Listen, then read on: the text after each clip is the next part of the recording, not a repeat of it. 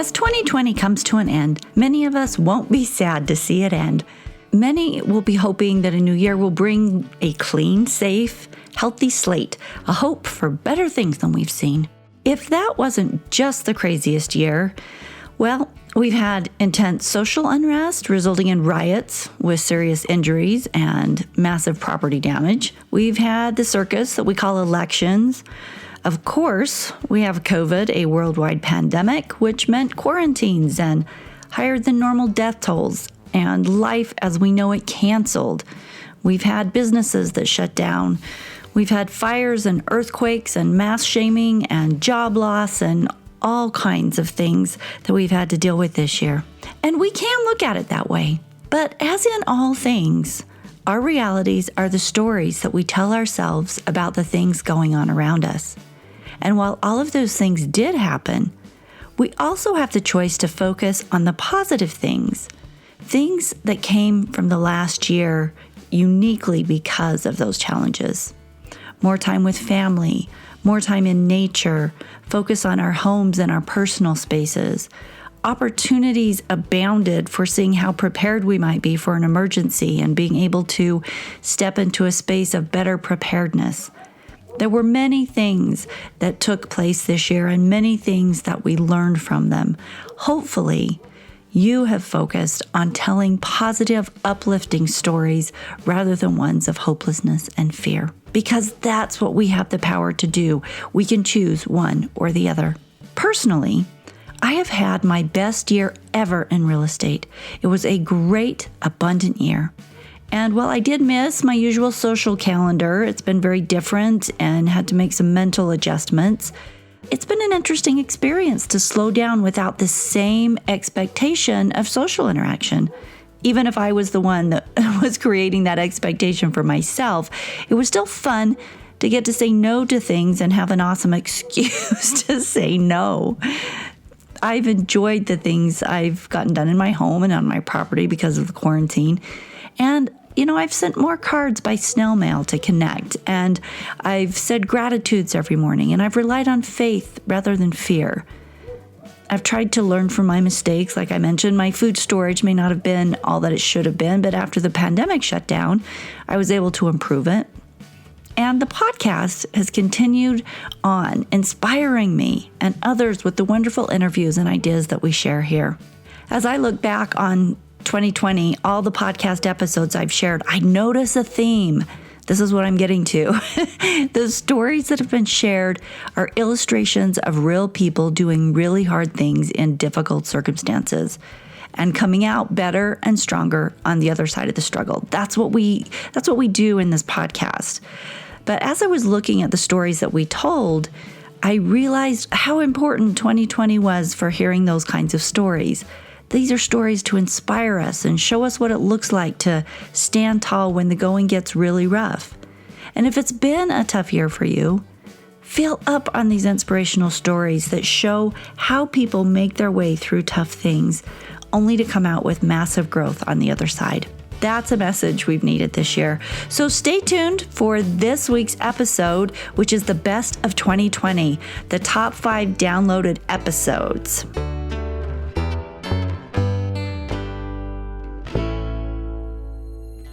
Stories are our lives in language.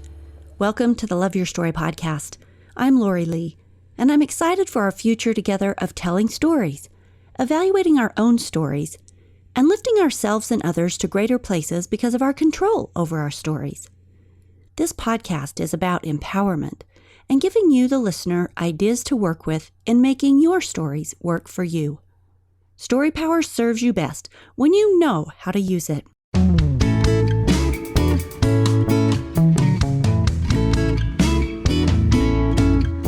The thing I like best about the best of episode is that you get little quips, reminders from the best stories and interviews. By listening to this one episode, you will walk away with brilliant insights from 5 other episodes.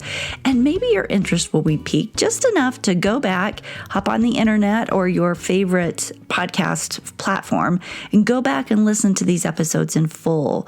So you can get all the insight and all the brilliance from these vulnerable and triumphant tales that each guest has shared. So let's get started. We'll jump right in. I love every episode I put together for the show, but in order to narrow it down to which were the best, I chose the 5 that were downloaded the most. So we'll start with number 5. Do a countdown. Number 5. In episode 162, I interviewed Jeff Meyer from The Mental Edge, and he talked to us about how to perform at our highest levels. We all do something. You're a parent or a lawyer, an actress, a podcaster, a soccer player, a golfer, whatever it is that you do. Staying in a space of peak performance is the surest way to find success in being your best you and creating your best story.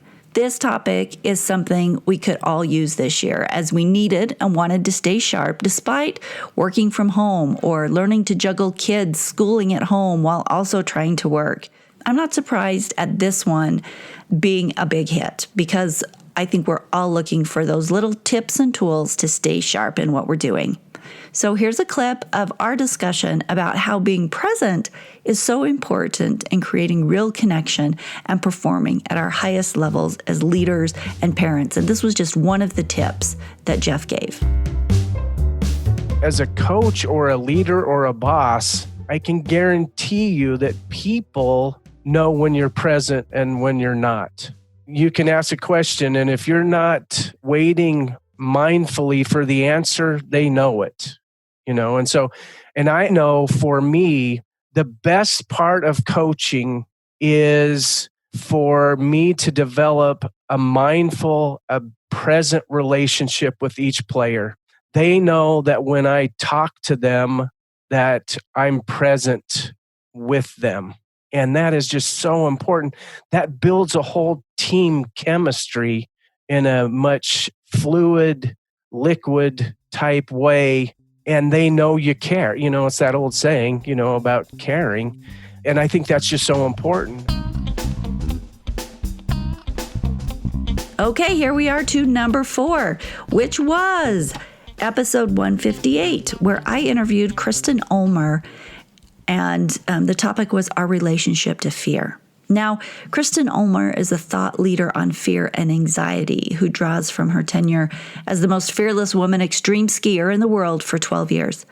I bet you can guess why this episode was a hit. I think this episode did so well because we are all trying to figure out how to navigate our fears. And in 2020, there was a lot of possible fear. So this episode was embraced. If you remember, Kristen is the author of The Art of Fear, Why Conquering Fear Won't Work, and What to Do Instead. She's known for radically challenging existing norms about what to do about fear and anxiety, and she is very successful in her work. So here's a clip from our conversation on the podcast about how fear needs to be acknowledged in order to be healthy.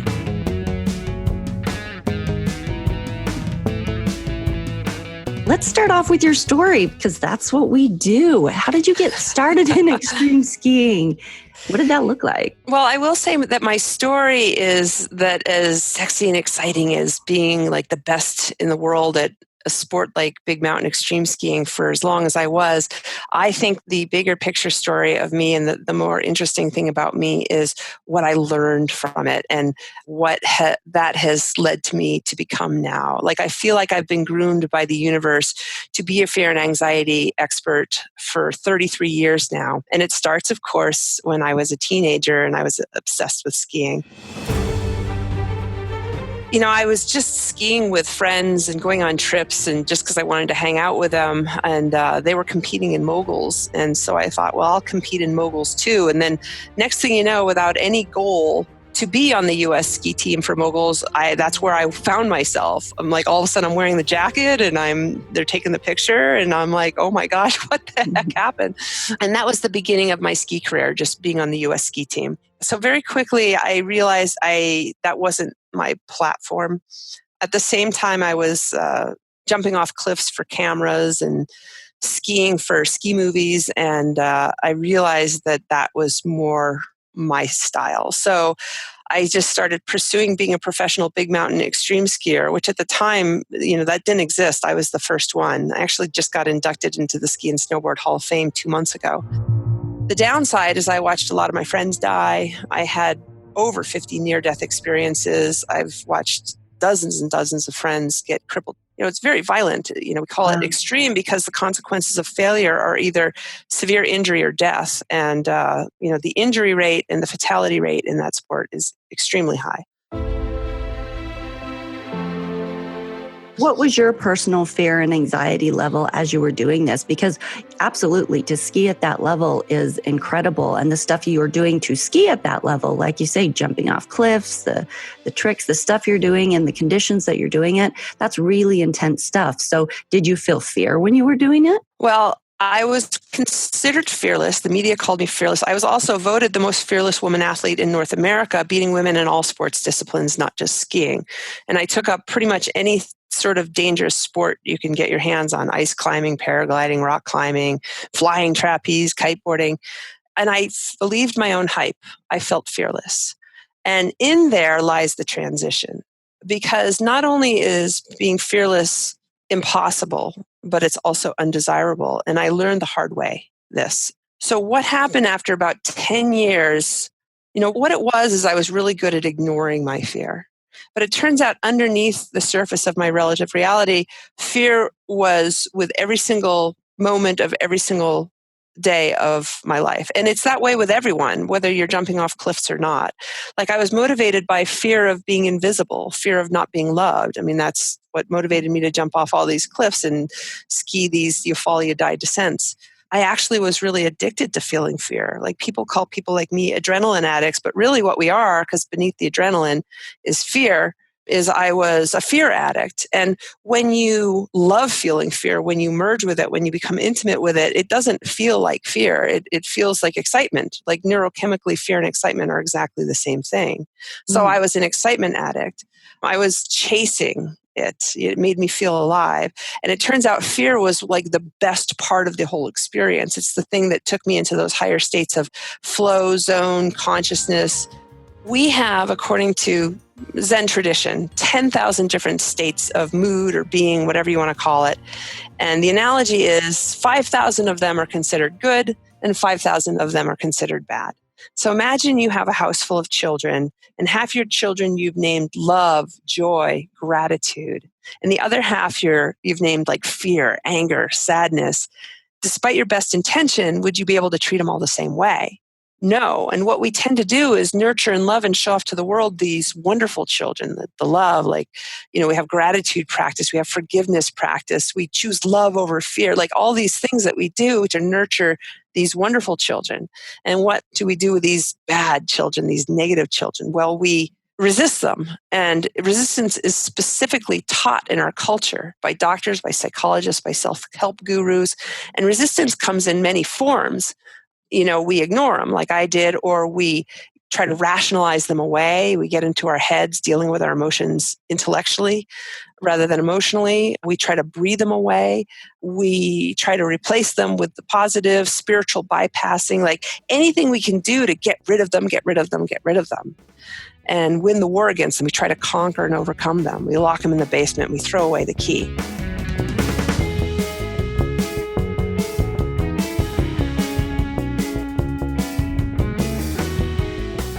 Tune in to the full episode if you would like to learn why locking away these emotional children in the basement is not the best way to deal with it. Navigating our fear, especially with so much of it that came up in 2020, is an important thing to learn. Okay, number 3 was episode 157. It was our 2020 New Year's episode, which was titled, What If Nothing Is Wrong With You? Now, I had mixed emotions about this episode being so popular because on the one hand, I was thrilled that people were connecting with the show and that I hit a spot people often needed to hear. I love that. On the other hand, I felt sad that so many of us truly think that there are things wrong with us. So much so that an episode that shared the new and crazy idea that we might not be broken was something people clamored to. But I have to admit that I love this idea because of the spaces I feel broken in. It's just a universal space that we all traverse. And that's what made it so popular, is that we all want to figure out how to fully embrace our beauty, to love ourselves, to maybe hear, hey, you're not broken, you're okay the way that you are. Above all, I hope that the ideas in this episode helped people accept themselves. This episode on self-love and self-acceptance, and the novel idea that we're acceptable here and now just as we are. In fact, more than acceptable. We are beloved and filled with magic. This was one of the year's favorites, and I love it. Here's a clip from that episode.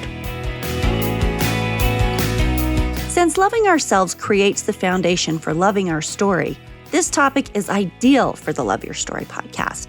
So I wanted to pose the question to you, what if there is nothing wrong with you? I first heard this statement from Susan Hankel's TED Talk, part of the How to Be a Better Human series. So I want to start there. Susan Hankel has worked as a psychotherapist for more than 45 years. That means that she has spent decades smiling and nodding and handing over tissues at the appropriate moment, and decades of hearing people tell her about all the things that they think are wrong with themselves, all the things that need to be fixed. Well, I love her story because she says, one day, as I was listening to a patient talk about that whole list of what was wrong with her, she says, right in the middle of this list, I thought, what? There's actually nothing wrong with her. From that moment, she realized there is a surprising power to be found in prompting people to ask themselves, what if there's nothing wrong with me? She says this doesn't mean that we're perfect. For instance, most of us could stand to eat a little better and sit up straighter and be a little nicer here and there. But we can stop spending so much time dwelling on our personal shortcomings and imagining how our life will be better once we finally vanquish everything that's wrong with us. Quote, we create this whole list of what we think is wrong and then create an entire life around it, unquote. In fact, the attributes we think of as problems can be our strengths. Now, Hankel tells this story in her TED Talk that is called, What If There's Nothing Wrong with You? And it's all about building the skill of acceptance. Hankel says this question is about pressing pause on your inner critic and making, quote, a choice to let go of all the ways you've made yourself wrong, unquote. So let's listen to her actually tell a little bit of this story herself. I had the fortune of meeting the most fabulous director of documentaries. And he said to me, when you're not watching movies, what are you doing? So I said, well, I'm writing a book. It's called What If There's Nothing Wrong with You? And he looked at me and he said, I can tell you right now 8 things that are wrong with me. So I said, name one. And he said very defiantly and certainly, I have oppositional defiant disorder. I'm like I couldn't tell, right? So I said to him, what's wrong with that? He said, well, I would always defy my parents and teachers. Well, what's wrong with that? I wouldn't comply with any of the rules at school, and I didn't do anything I was told to do at home. What's wrong with that? He said, well, I was always in a bad temper. I argued with my parents all the time. I never had any friends, and I loved being alone. I said, well, what's wrong with that? And we had several interactions like that. And at some point during the interactions, he said to me, actually, I really like being alone. And I was able to write stories, write film scripts in my head. Come to think of it, I think oppositional defiant disorder has me be the great film director that I am. He said, I actually like not having a right or wrong diagnosis about this, just accepting it is what it is. The next day, he found me. He came up to me and he said, I slept through the night for the first time in years not having to make myself wrong, decide what I should be doing and shouldn't be doing, he said, you know, I'm going to look at those 7 other things that I was so sure were wrong with me.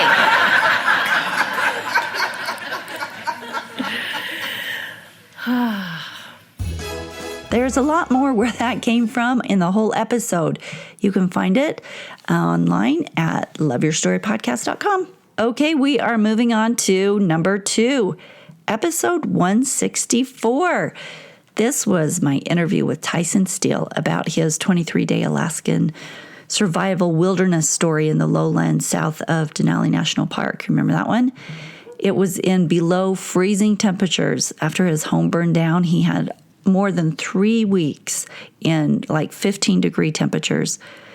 The fire that burned his house down also killed his best friend, a lab who had been with him through thick and thin. And then he spent that next 3 weeks alone in the wilderness trying to survive. And he comes on the show and shares that story just from the gut.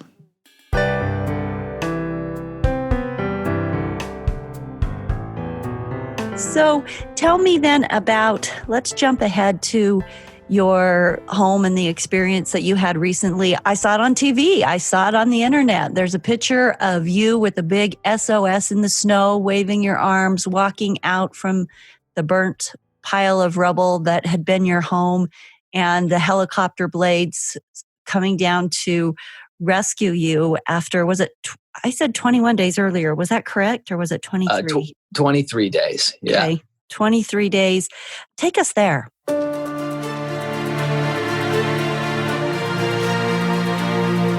The fire started late one night, 1 or 2 in the morning, when I overloaded the wood stove with a piece of cardboard. I tried to just start it up quickly. I was cold. It was negative 15. I had let the coals die down. I planned to just start a fire real quick and go back to sleep. And when I was going back, starting to drift off back to sleep, fire started dripping from the ceiling above me, like plastic drips of fire. The Vietnam vet who lived there previously, he had built his cabin with a lot of tarps and plastic. He used 1x4s, and I knew it was a fire hazard, but I figured since he'd lived there for so long, I'd be able to use that as a base camp to start something new. How long had you been living there at this point? 3 months, 2 full years in Alaska. I was a winter caretaker last year, and then I worked at a fishing lodge for the summer. And then September to December 16th was when the fire started. So about 3 months. Okay. So what happened is a cardboard spark went up the chimney and landed on a portion of the roof that had the plastic, and it ignited. I found that out later when I went outside to grab some snow to maybe put it out, that the whole roof was on fire. And at that point, I only really had seconds to react because it had so much plastic. It was spreading really fast, spreading almost like gasoline. And there were 2 thoughts that came to my mind. I need survival gear and I need to get my dog out of there. So I rush back inside and I just throw a whole bunch of things on the bed, anything within arm's reach. There's flames that are already starting to circle around me. And the roof is collapsing. My dog is huddling up in a corner trying to get away from it all. And he's a 110-pound chocolate lab. I can't really move him off, but I finally just grab a leg and I pull him. And since there's so many flames around so suddenly, all I saw that he left my sight of vision. He was on the ground, and I figured he had run at that point. I hoisted all the gear around my shoulder. It was like sleeping bags and jackets and stuff like that. I was only in my long johns. I had no socks. I put on some boots real quick, and then I headed out. And then the third thought came to me, I need to get my rifle so I have some protection against wolves and moose. And I go around to the front side of the house where there's not as many flames and grab the rifle. And that's when I realize my dog is still inside and that he is engulfed in flames at this point. And this is something I've not told the media because it's so fresh. But what I had to do was an old Yeller scenario where I had the rifle and I had the bullets, and I was just hoping that I could put him out of his misery. And I fired some shots. I could not see where he was. I just anticipated where he might be, and it was to no avail. All 4 bullets missed. And then the roof started collapsing, black smoke filling my lungs, and I had to leave. And all I could really do at that point was just scream. There was no time to cry, and I don't even know how to describe the scream. It was just release. It was an agonizing, all I could do was scream. I was shocked at that point. My communication devices had burned up. My phone. I had a Garmin InReach, which is an SOS communicator. I have a button. All I have to do is press that button to get help. It burned up. And my VHF marine radio, which can get emergency frequencies, that burned up. So I had a good plan, but I didn't think of the fact that I put it all in the same charging station. So I sat down in the snow for a while, and I was shocked. I don't know how long. I had to stay warm. It was negative 15 degrees outside, so I had to stay close to the fire. I've only got my long johns on. And then it occurred to me after a moment, I have to save my food.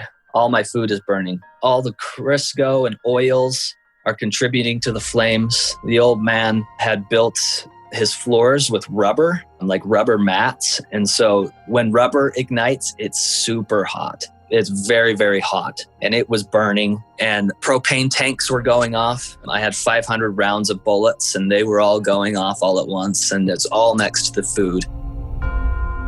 This interview took place very soon after the tragedy, and Tyson had just returned to the States from Alaska after his rescue.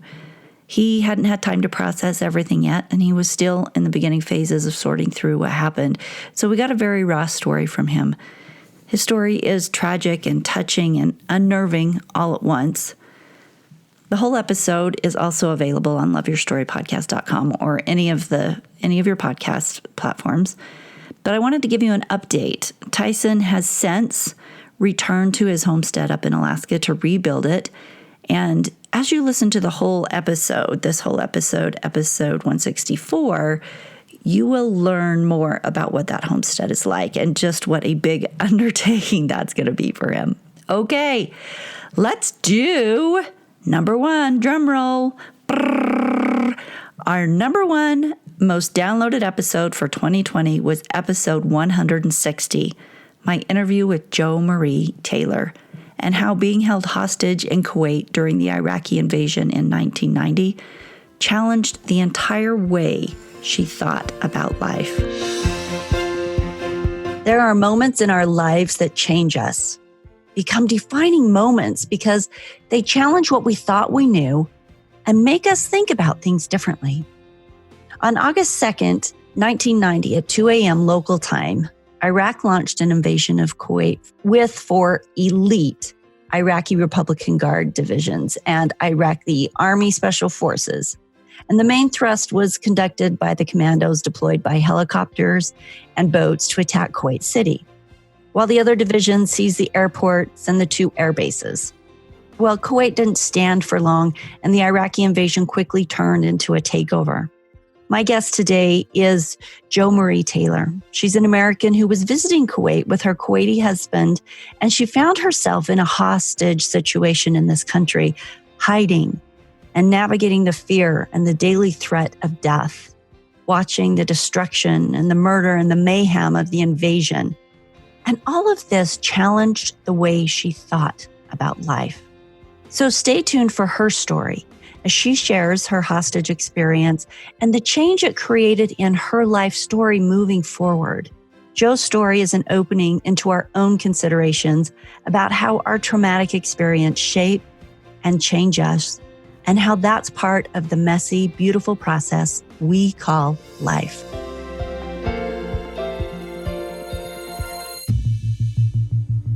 Driving through the streets, that was the worst part. When I talk about the thing that was so challenging with the invasion is there were such brutal atrocities that had happened. For example, like streets were lined.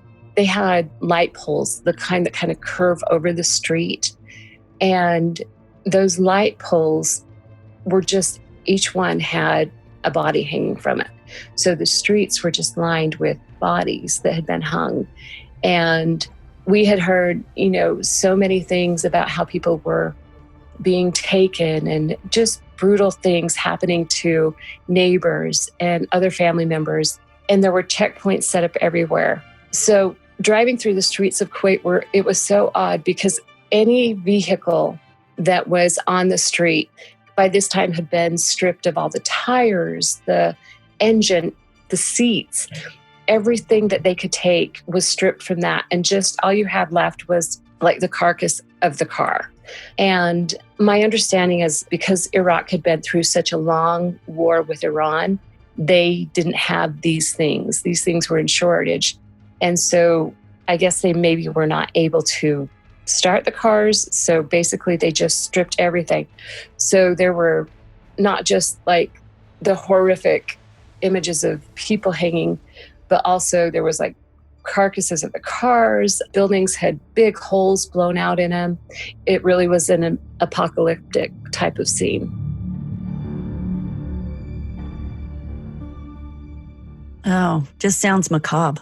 Yeah, very. So was this what challenged your past belief system, seeing this, being exposed to it, or was it the fear, or was it all of it together?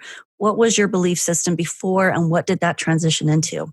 It probably was everything, all of it together, because every moment, if I wasn't afraid for my life, I was afraid of everyone around me. Whoever was around me, I was afraid for their life. So that was huge. That was a big part of it. That was something that we were all just on survival mode. And my belief going into it, it was really funny because I was, raised Christian. And initially when I first moved there, I had this thing in the back of my head, this thought, a belief that if I didn't convert my husband and his family, they may not have a chance of going to heaven. I mean, this was just my limited, naive belief at the time. But through this experience, my eyes opened to a much more broad sense of what love's all about, what God's all about, what even religion's all about. That sometimes we put each other in boxes that are just that, but ultimately we're all the same and we're all connected. And if we can kind of see that, that changes everything, because I guarantee, if one of them didn't get into heaven, there's no way I have a chance.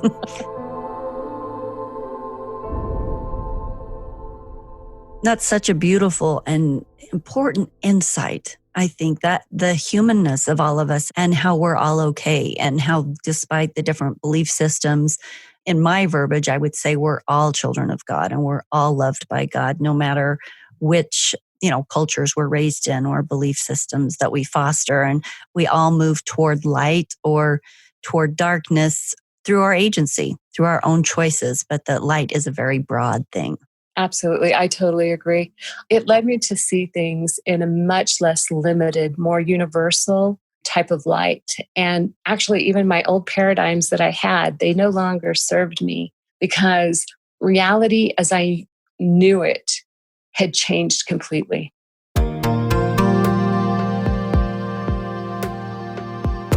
I love that this is our number one show, because it's really the number one message for 2020. If there was one message that would help and bless us all through that list of things that went wrong, this message is the one that smooths them all over. We need to accept one another.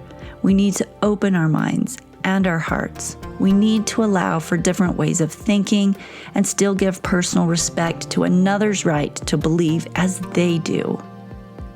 The examples shown in her story, in the full episode, if you go back and listen to it, of people risking their lives to help one another in a really rough time and situation, shows the human spirit at its most valiant, and people needed to hear that story. Our number one download. May we take this beautiful lesson with us into 2021, and let's see what kind of magic we can make in the coming year with these words of wisdom. A special thank you to all of you, all of my loyal listeners, and the interviewees on the show who make this a place of sharing and learning and growth. Blessings upon all of you as we transition into the new year. And as we close up 2020, I sincerely hope that you got your copy of Life, Living Intentional and Fearless Every Day. It is the tool that I have provided and spent a lot of time promoting in this past year, but that I created and provided for all of the seekers, all of my listeners, so that they have a program they can follow to live more connected and with greater possibility, those 21 life connection challenges that are in that book. And if you haven't gotten your copy yet, you can get it on Amazon. Type in my name, Lori Lee, and life in capital letters. You should be able to pull it up that way. But this will be a great program to start out the new year if you haven't already done it. And if you have, you know what? Start it again. Start it with family, with friends, with book groups, with your teen groups, whatever it is. Do the 21 challenges together and create more of that connection and possibility and self-care that is promised in that book. We could all use more of that. Support the podcast, get yourself a copy, and support yourself by working and focusing on these easy to follow programs that, like I said, I've created as tools to help you. Thank you again for a great year. Have a wonderful holiday, and I will see you in 2021.